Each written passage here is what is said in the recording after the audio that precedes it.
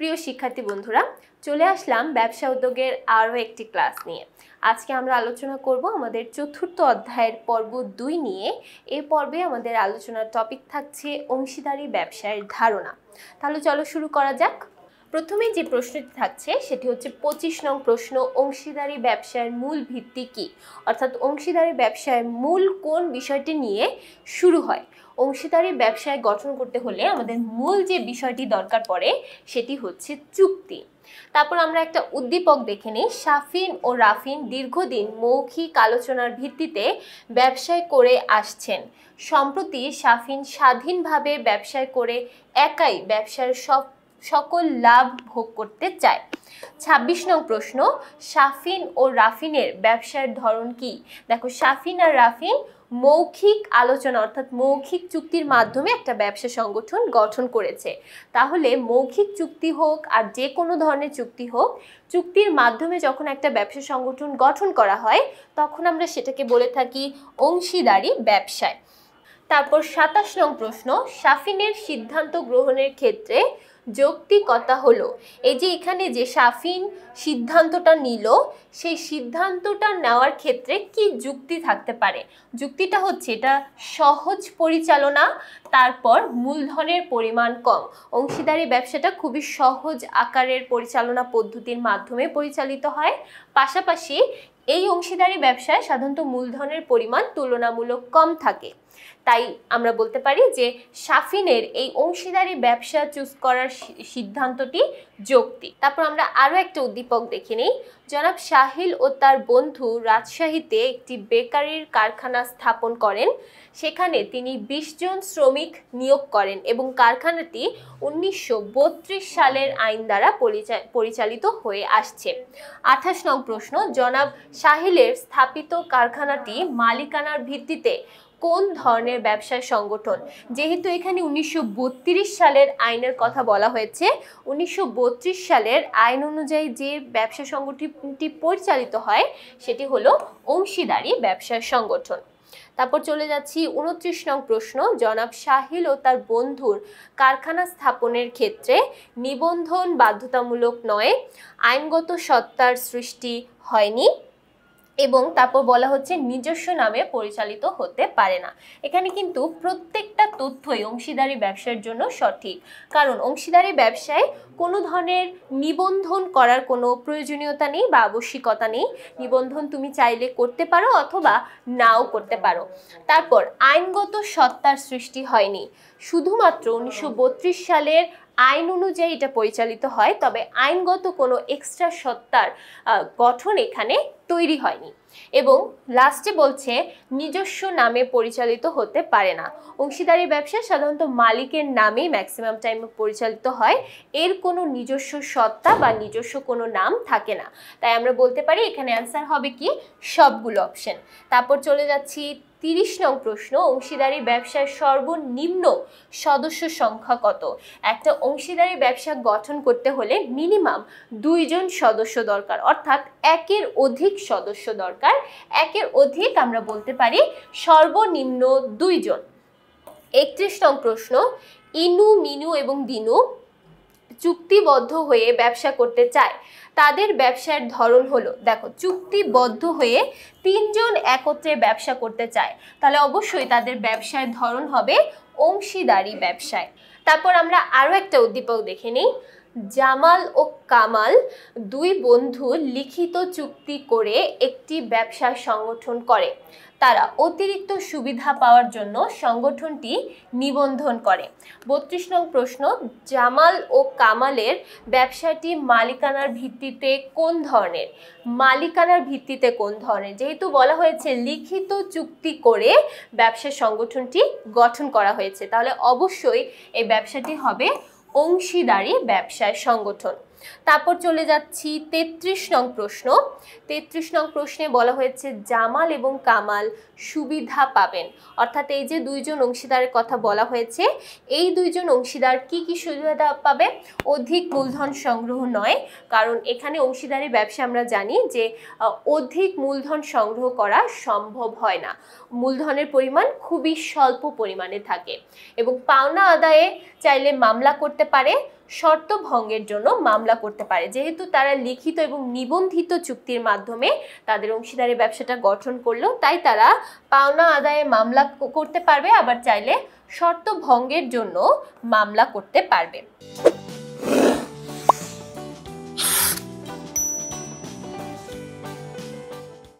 তারপর চলে যাচ্ছি 34 নং প্রশ্ন, অংশীদারি ব্যবসায় সর্বোচ্চ সদস্য সংখ্যা কত? সর্বোচ্চ সদস্য সংখ্যা যদি আমরা সাধারণ অংশীদারি ব্যবসার ক্ষেত্রে ধরি, তাহলে সর্বোচ্চ সদস্য সংখ্যা 20 জন এবং সর্বনিম্ন সাধারণত 2 জন। 35, অংশীদারি ব্যবসা শুরু করার জন্য কোথা থেকে ট্রেড লাইসেন্স সংগ্রহ করতে হয়? যদি আমরা ট্রেড লাইসেন্স সংগ্রহ করতে চাই, আমাদের সাধারণত জেলা প্রশাসকের কার্যালয় থেকে এই ট্রেড লাইসেন্স সংগ্রহ করতে হয়। এরপর চলে যাচ্ছি 36 নং প্রশ্ন, রনি ও জনি চুক্তি অনুযায়ী ব্যবসা শুরু করলেন, তাদের ব্যবসাটি কোন ধরনের? রনি ও জনি চুক্তি অনুযায়ী তাদের ব্যবসাটি শুরু করলেন, তাহলে যেখানেই চুক্তি থাকবে সেই ব্যবসাটি হচ্ছে অংশীদারি ব্যবসায়। এরপর চলে যাচ্ছি 37 নং প্রশ্ন, কত সালের আইন দ্বারা অংশীদারি ব্যবসায় গঠিত ও পরিচালিত হয়?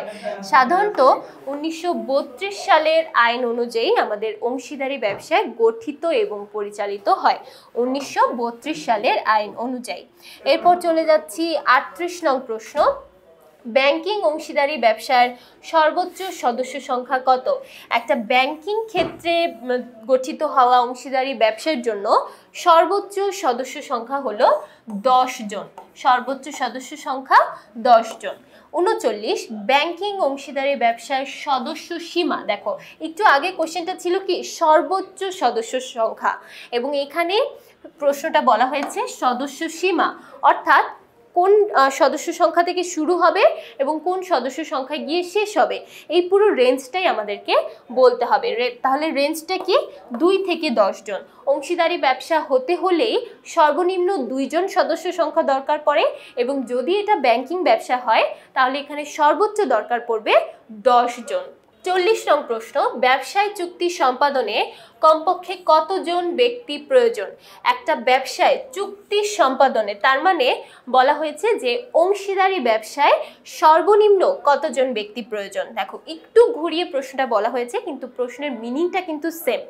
একটা ব্যবসায় চুক্তি সম্পাদনে, অর্থাৎ একটা অংশীদারি ব্যবসায় চুক্তি সম্পাদনের ক্ষেত্রে সর্বনিম্ন 2 জন সদস্য সংখ্যা দরকার।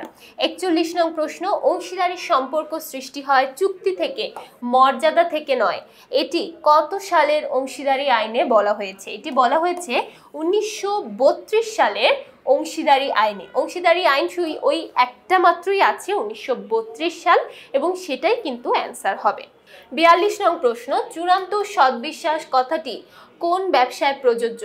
চূড়ান্ত সদ্বিশ্বাস এই কথাটি অংশীদারি কারবারের সাথে প্রযোজ্য, কারণ চূড়ান্ত সদ্বিশ্বাস সাধারণত অংশীদারি ব্যবসায় অংশীদারদের মধ্যে থাকতে হয়। 43 নং প্রশ্ন, অংশীদারি ব্যবসায় সফলতা নির্ভরশীল কোন বিষয়ের ওপর? অংশীদারি ব্যবসায় সফলতা নির্ভরশীল পারস্পরিক আস্থা এবং বিশ্বাসের ওপর। এরপর চলে যাচ্ছি 44 নং প্রশ্ন, বাংলাদেশে অংশীদারি ব্যবসায় আইনে ব্যবসায়ের নিবন্ধনকে বাধ্যতামূলক করা হয়েছে না? একদমই না, কারণ বাংলাদেশের যে নিয়ম অথবা 1932 সালের যে নিয়ম, সেখানে নিবন্ধনকে বাধ্যতামূলক করা হয়নি, নিবন্ধনকে ঐচ্ছিক রাখা হয়েছে। তুমি চাইলে নিবন্ধন করতে পারো, আবার নাও করতে পারো, তবে নিবন্ধন করা হলে তুমি কিছু সুবিধা বেশি পেতে পারো।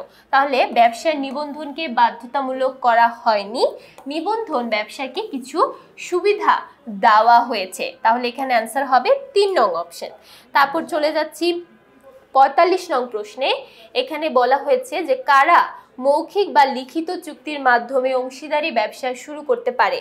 মৌখিক বা লিখিত চুক্তির মাধ্যমে কারা অংশীদারি ব্যবসা শুরু করতে পারে, অর্থাৎ এখানে যে অপশনগুলো আছে তাদের মধ্যে চুক্তি সম্পাদনে যারা যোগ্য ব্যক্তি একমাত্র তারাই কিন্তু এই অংশীদারি চুক্তিটা সম্পাদন করতে পারে।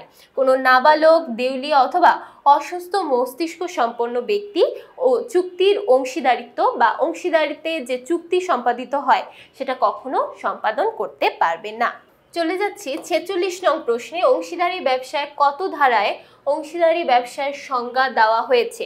সংজ্ঞাটা উল্লেখ আছে 1932 সালের 4 নং ধারায়। তারপর চলে যাচ্ছি 47 নং প্রশ্নে। অংশীদারি ব্যবসায় উদ্ভব হয়, অংশীদারি ব্যবসায় কখন উদ্ভব হয়?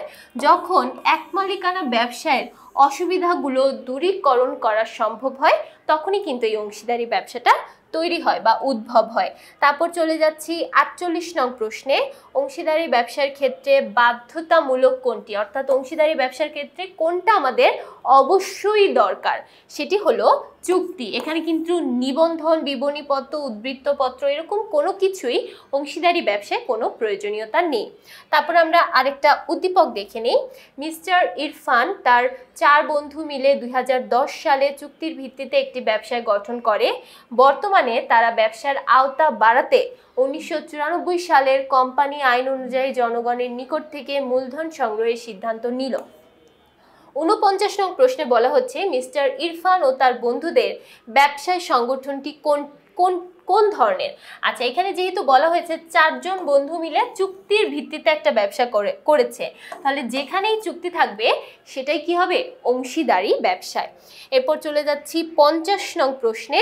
50 নং প্রশ্নে বলা হচ্ছে ইরফান ও তার বন্ধুদের ব্যবসার আওতা বৃদ্ধি করলে মালিকানা পরিবর্তন হবে, পুঁজি সংগ্রহের ক্ষমতা বৃদ্ধি পাবে এবং ব্যবসার আইনগত সত্তা সৃষ্টি হবে।